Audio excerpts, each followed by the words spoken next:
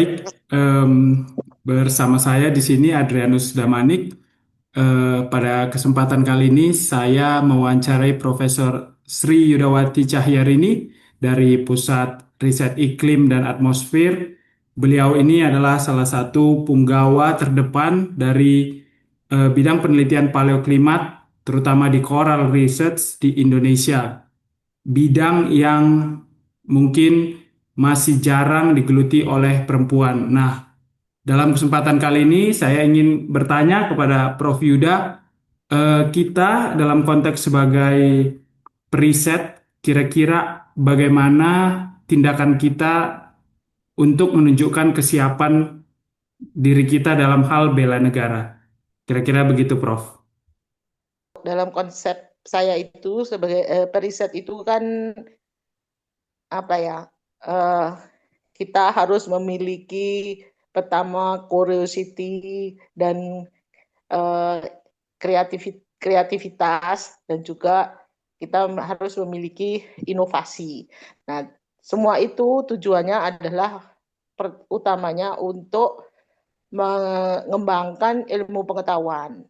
Nah, ilmu pengetahuan itu, ya ilmu pengetahuan itu bisa eh, apa aja ya, maksudnya nggak harus eksakta, tapi juga social science, bisa juga ilmu-ilmu agama, atau intinya eh, ilmu pengetahuan, knowledge lah.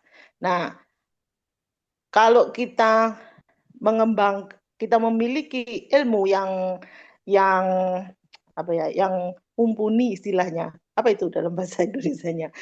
Nah, Kompetens. kita akan kita akan menjadi sumber daya manusia yang kuat.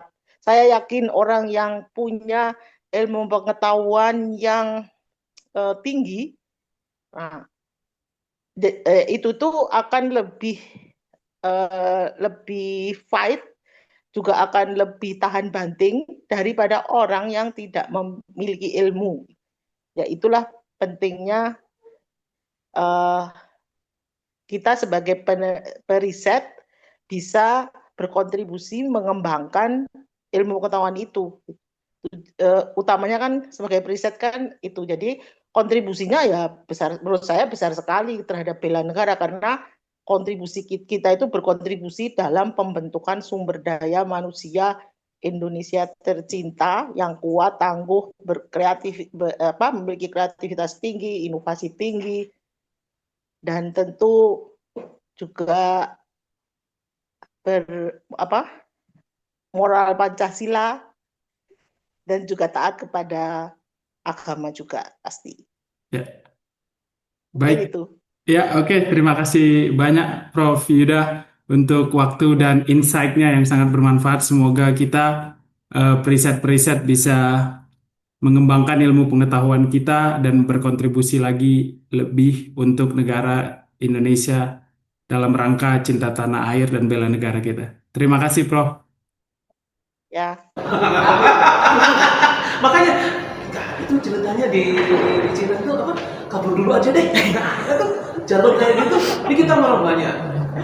Sekali kita susah di sini kabur, ya apa juga sih kalau Sekali ya, Pak. ya sekali ya, tapi menurut saya kabur ya boleh, tapi learn a lot of things dari sana.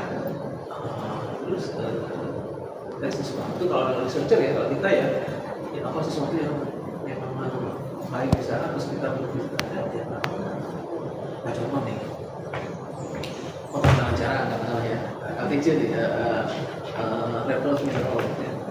Kita banyak rapper ini kita tidak mampu untuk melakukan processing, tapi Cina bisa kita pergi ke Cina, belajar di sana, kerja di sana, kembali lagi Cina. Orang kita kan suruh kerja di apa, Morowali aja pada ogah-ogahan kan. Bisa loh sih. Nah, dia banyak. Kita itu memang sukanya enak-enak, yang enak-enak aja gitu, nggak mau yang apa agak berat-berat dikit-dikit gitu. Jadi makanya menurut saya ya, dulu kan dia udah kata saya, kata Pak Unggul nih, malah Pak Unggul Di bawah lantai satu. dulu aja 5 hari aja kita nggak sukses, kemarin cuma 2 hari kerja. Jadi clocking hours itu memang penting gitu loh, Mas. Nggak bisa dia 16 jam per minggu. Ya, 70 jam per minggu, Mas. Dulu di Jepang. Enggak, saya Indonesia, Pak. Mewawancarai riset BRIN yang berprestasi. Kebangsaan. Kok jadi kesini? Ya karena yang di Langsung pikiran aja saya pimpinan langsung tertinggi. Prof Ratna jadi oh udah yang paling powerful. Banyak tuh yang muda-muda yang keren-keren tuh. Pertama ya Prof ya, Mm-mm. tips dari profesor untuk menjadi peneliti berprestasi. Aduh, susah-susah lagi ini pertanyaannya.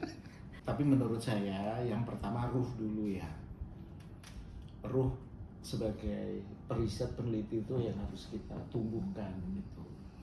Jadi kalau ruh jiwa peneliti itu sudah terbentuk gitu dalam diri kita, akhirnya riset itu udah sebagai sebuah kebiasaan, sebagai sebuah kebutuhan, bukan kewajiban lagi gitu. Terkait riset, jadi strategi apa yang bagus nih? Tidak hanya menarik secara ilmiah, tetapi juga punya dampak yang nyata. Ya, ini menarik ya.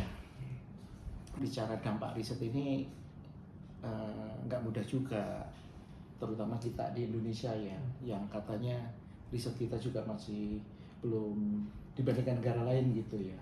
Kita masih tertinggal lah gitu. Tapi kalau kita bicara definisi dampak riset itu mungkin ada dua ya. Yang pertama dampak secara saintifik gitu ya. Yang kedua dampak secara mungkin ekonomi gitu. Ada dua itu. Ini yang paling penting sih menurut saya. Pesan untuk anak muda nih, seperti apa? Ya anak-anak Prof lah, CPNS 2024. Ya, yang pertama tadi sih menurut saya ruh riset ya. Kita tumbuhkan ruh riset sehingga kita bisa menjiwai bahwa riset ini adalah kebutuhan. Ya, jadi bukan karena kewajiban kita melakukan riset, tapi ini kebutuhan. Nanti secara natural itu justru akan bergulir seperti bola salju, membesar. Saya yakin itu, dan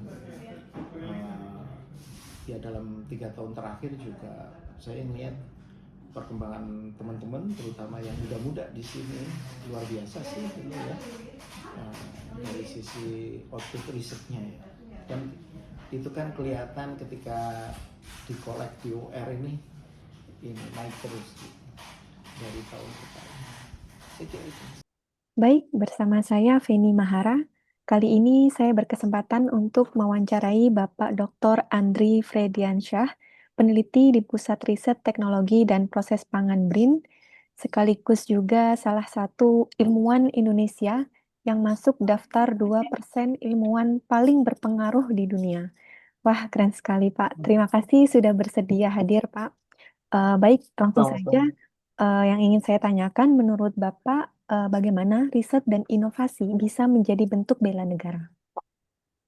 Ya, terima kasih Mbak Mahara. Riset dan inovasi dapat menjadi bentuk bela negara, terutama dalam peningkatan kemandirian bangsa. Dengan riset dan inovasi, kita dapat mengembangkan teknologi dan produk sendiri tanpa tergantung pada negara lain tentunya, serta dapat menjaga kedaulatan dan kerentanan terhadap tekanan luar negeri. Yang kedua, riset juga dapat menghasilkan produksi atau produk maupun metode produksi yang baru, lebih efisien, sehingga dapat memperkuat ekonomi nasional, sehingga negara stabil dan mampu menghadapi tantangan global. Selain itu, riset dan inovasi dapat juga memajukan pendidikan dan sumber daya manusia dengan inovasi kualitas pendidikan dan kemampuan sumber daya meningkat. SDM yang unggul adalah aset penting untuk menjaga dan mengembangkan negara kita. Selain itu, keberhasilan riset dan inovasi dalam skala nasional bisa menumbuhkan rasa bangga dan cinta tanah air yang merupakan dasar dari semangat bela negara. Wah, luar biasa sekali Pak. Terima kasih. Kemudian yang terakhir, Kira-kira apa nih Pak pesan untuk generasi muda peneliti Indonesia? Pesan saya untuk generasi muda peneliti Indonesia yaitu adalah teruslah belajar, berkolaborasi, dan tentunya terbuka terhadap kritik. Dunia riset tidak mengenal kata selesai, tapi setiap langkah kecil yang kita ambil adalah bagian dari perjalanan panjang menuju Indonesia mandiri, maju, dan berdaulat. Selain itu juga kita jangan takut gagal, karena kegagalan adalah bagian dari proses menemukan kebenaran dan inovasi. Itu dari saya. Baik. Terima kasih banyak Pak Andri. Semoga menginspirasi kawan-kawan peneliti semuanya. Dan terakhir, sebagai penutup, mari bela negara dengan karya, inovasi, dan semangat kolaborasi. Sampai jumpa semuanya. Jumpa.